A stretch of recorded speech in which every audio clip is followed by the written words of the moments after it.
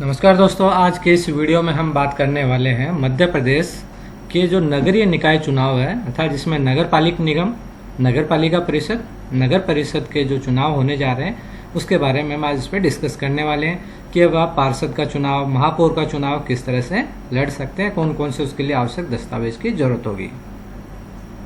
अब आप भी बन सकते हैं पार्षद। ऐसा नहीं है कि कोई व्यक्ति कहे कि ये बीजेपी का है, ये कांग्रेस का है, ये बहुजन समाज पार्टी का है, ये बीएसपी, ये सीएसपी है, ऐसा कुछ भी नहीं है। अब कोई भी व्यक्ति पार्षद बन सकता है। इसके लिए कौन कौन से दस्तावेज की आवश्यकता होगी वह सब हम डिटेल में बताएंगे। नॉमिनेशन जो इसका फॉर्म होता है, नाम निर्देशन पत्र किस तरह से भरा जाना है, वह सब डिटेल में बताएंगे। आपको कौन कौन से डॉक्यूमेंट्स बनाते वक्त कौन कौन सी सावधानियां रखनी है, वो सब हम कंप्लीट एक वीडियो सीरीज लेकर आए हैं। इसलिए आप हमारे इस चैनल को सब्सक्राइब कर बेल आइकन को दबा दें, क्योंकि एक पूरी प्लेलिस्ट है इसमें जिसमें आपको समस्त वीडियो मिलेंगे इससे जुड़े हुए। कि आपको साथ साथ हम ये भी बताएंगे कि आप यह चुनाव किस तरह से जीत सकते हैं, आपकी कैसी प्लानिंग होनी चाहिए, आपकी माइक्रो लेवल की प्लानिंग किस तरह की होनी चाहिए, आपकी बूथ लेवल, जिसको माइक्रो लेवल अर्थात जो बूथ लेवल के 1 to 1 आपके जो वोटर्स को लेकर जो प्लानिंग होती है वो सब कंप्लीट हम आपको बताएंगे। इसलिए आप हमारे चैनल को सब्सक्राइब कर बेल आइकन को जरूर दबा दें।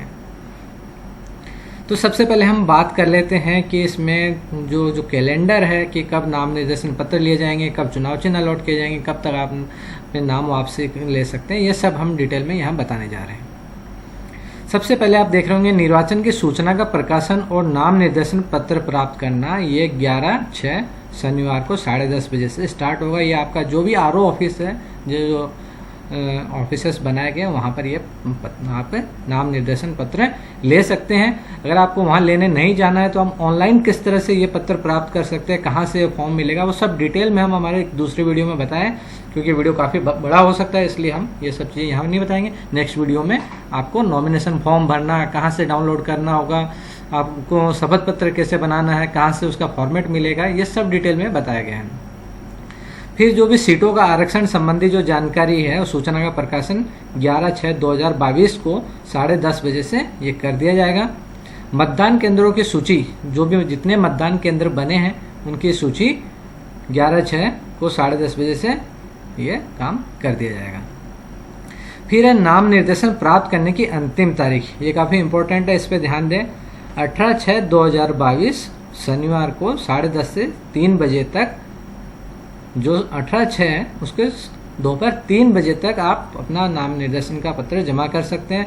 अंतिम तिथि का आप इंतजार न करें, क्योंकि बहुत बार कुछ डॉक्यूमेंट्स की कमी की वजह से हमारे फॉर्म, बहुत सारे उम्मीदवार ऐसे होते हैं जो अपना नॉमिनेशन फॉर्म जमा ही नहीं कर पाते हैं या कुछ डॉक्यूमेंट्स नहीं कर पाते हैं, जिसकी वजह से बाद में इनके फॉर्म रिजेक्ट कर दिए जाते हैं। इसलिए आप अंतिम समय का वेट ना करके आप समय रहते अपना फॉर्म जमा कर दें।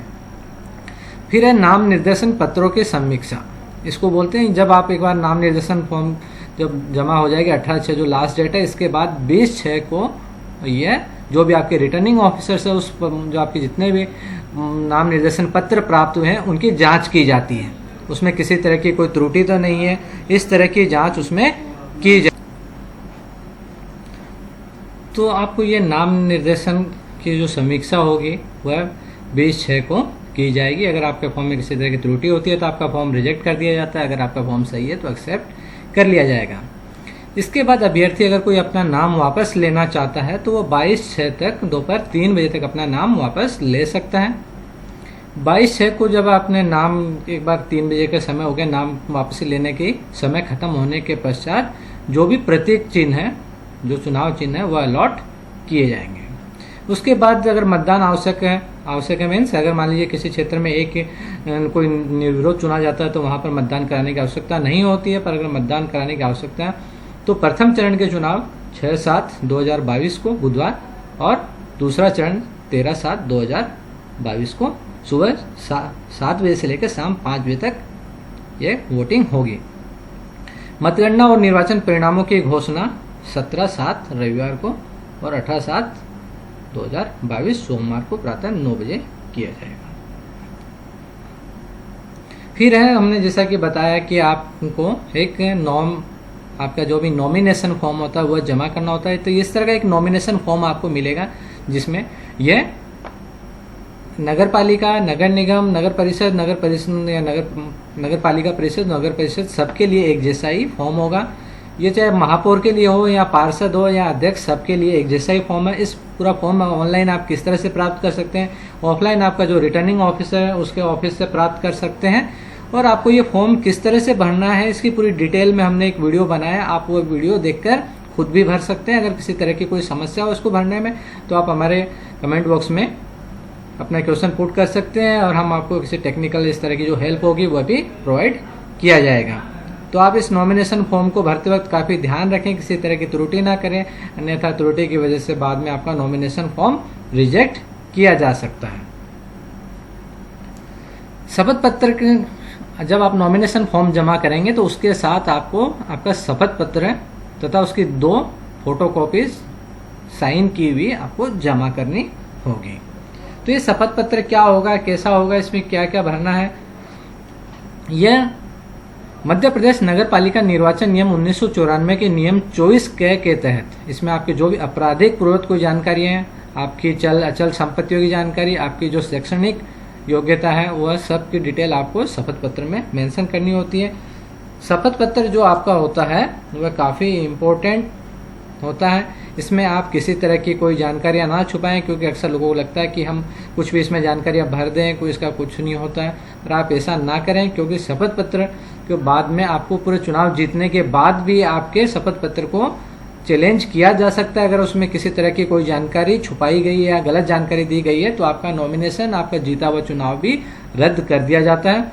इसलिए आप शपथ पत्र बिल्कुल सही भरें।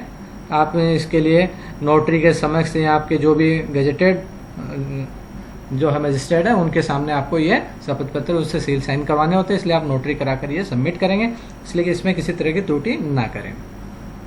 फिर है राजनीतिक दल द्वारा खड़े किया। अगर मान लीजिए आप किसी राजनीतिक दल अर्थात किसी रिकॉग्नाइज पार्टी के उम्मीदवार हैं तो आपको प्रारूप 8 भी जमा करना होगा। ये प्रारूप 8 कहाँ से मिलेगा क्या, इसके लिए भी हमने एक अलग वीडियो बनाया है।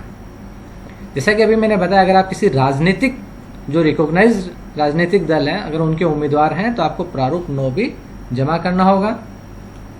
अगर आप किसी आरक्षित वर्ग का सदस्य हैं, मान लीजिए किसी कोई सीट आरक्षित वर्ग है उसके आप आरक्षित वर्ग से चुनाव लड़ रहे हैं तो आपको प्राधिकृत अधिकारी द्वारा जारी जाति प्रमाण पत्र की कॉपी भी लगानी होगी। तो ध्यान रखें, जाति प्रमाण पत्र आप चेक कर लें कि वैलिड है कि नहीं है, सही उसमें किसी तरह की कोई त्रुटि तो नहीं है, ताकि बाद में आपके किसी नॉमिनेशन को चैलेंज ना किया जा सके। फिर आपको प्रतिभूति राशि जमा किए जाने की रसीद आपको जमा करनी होती है। जो भी आपकी प्रतिभूति राशि है वह आपको जो नॉमिनेशन टीम बैठती है वहाँ पर आपको पैसा कैश जमा करके आप उसकी रसीद ले सकते हैं और वो रसीद आपको लगानी होगी।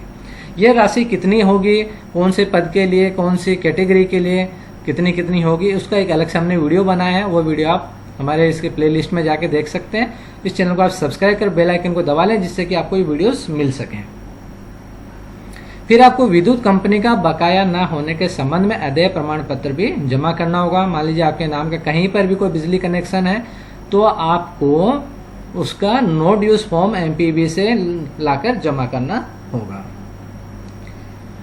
नगर पालिक निगम, नगर पालिका परिषद, नगर परिषद का बकाया न होने के संबंध में भी आपको अदेय प्रमाण पत्र, नो ड्यूज, अगर नगर निगम, नगर पालिका जो भी है आपके उसका नो ड्यूज सर्टिफिकेट भी आपको लगाना होगा। या नो ड्यूज आपको जो भी आपका नगर पालिका निगम या परिषद जो भी है वहां से आपको यह प्राप्त हो जाएगा। इसके लिए एक स्पेशल इलेक्शन के समय एक बेंच बनाई जाती है जहां से आप ये तुरंत ये प्रमाण पत्र प्राप्त कर सकते हैं। फिर साथ साथ आपको स्टाम्प आकार का एक अतिरिक्त रंगीन फोटोग्राफ जमा करना है, क्योंकि अब जो आपका बैलेट होगा उस पर उम्मीदवार की फोटो भी आएगी, तो इसलिए एक आपको अतिरिक्त रंगीन फोटोग्राफ भी जो कि स्टाम्प आकार का जो टिकट्स होते हैं उस साइज का आपको ये फोटो जमा करना होगा। जैसा कि मैंने आपको शपथ पत्र बताया, ये इस तरह का शपथ पत्र होगा। ये काफ़ी लंबा शपथ पत्र मैं आपको दिखा दूंगा अभी कि किस तरह का होगा, वह भी आपको इसमें जमा करना होगा। चलिए हम देख लेते हैं किस तरह का शपथ पत्र ये होगा।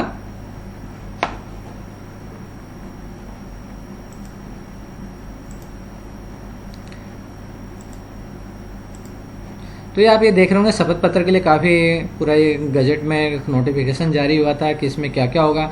अभ्यर्थी के द्वारा प्रस्तुत की 2 हस्ताक्षरित प्रतियां भी आपको प्रस्तुत करना होगी। अभ्यर्थी द्वारा शपथ पत्र की एक प्रति रिटर्निंग ऑफिसर के नोटिस बोर्ड पर प्रदर्शित की जाएगी और मीडिया के माध्यम से प्रसारित की जाएगी। शपथ पत्र निर्धारित शुल्क के स्टाम्प पेपर पर प्रस्तुत किया जाएगा, अभ्यर्थी द्वारा सत्यापित किया जाएगा और मजिस्ट्रेट शपथ आयुक्त या नोटरी के समक्ष शपथित होगा।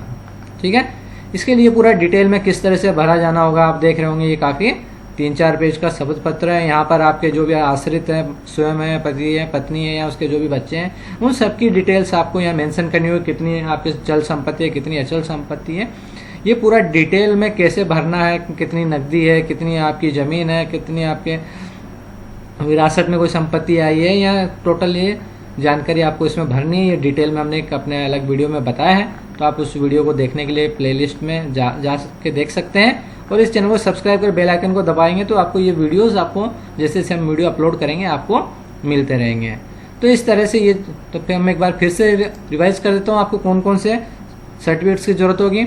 एक आपको फोटो लगानी होगी, नगर पालिका नगर निगम का नोड्यूस, एमपीबी का नोड्यूस, आपकी जो प्रतिभूति राशि है उसकी रसीद, अगर आप किसी आरक्षित वर्ग से हैं तो जाति प्रमाण पत्र, अगर राजनीतिक दल द्वारा खड़ा किया अगर आपको तो प्रारूप 8 और प्रारूप 9 और शपथ पत्र और आपका ये नॉमिनेशन फॉर्म। तो आप ये इस कैलेंडर के अकॉर्डिंग अपनी ये तैयारियां करके रखें ताकि आपका फॉर्म बाद में रिजेक्ट ना हो, समय से आप फॉर्म जमा कर सकें। अगर इसमें किसी भी तरह की आपको कोई भी समस्या है तो आप हमें हमारे वीडियो के नीचे दिए गए कमेंट सेक्शन में जाके कमेंट कर सकते हैं। अगर आपको किसी तरह की हेल्प हो कि नीड हो तो आप हमें